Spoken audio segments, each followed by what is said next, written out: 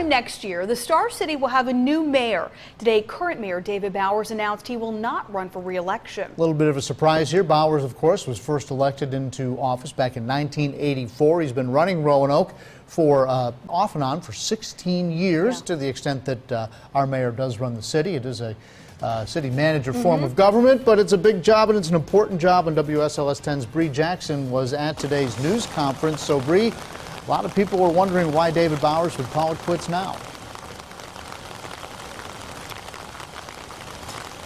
Well, John, Bowers says this was not a last-minute decision. In fact, he says this is something that he's been considering for a while, but wanted to wait until after last week's election to make his announcement. And during today's press conference, Mayor Bowers told us that he will not seek re-election in 2016. The 63-year-old is the second longest-serving mayor in Roanoke's history, and he says over the years he brought his heart and honesty to the job. He listed the Roanoke Greenway renovations as Elmwood Park as some of the accomplishments that occurred during his time.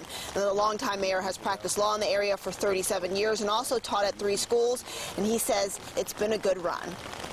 I've had a great career here representing the people of Roanoke, and I say to them sincerely, I hope they believe and think that I've been brought honor and dignity to this position. And Bowers also wanted to thank the city for electing him, the voters for electing him into office, and he says that he wants to be remembered as a friendly mayor. So, Bree, a lot of folks want to know what's next for David Bowers.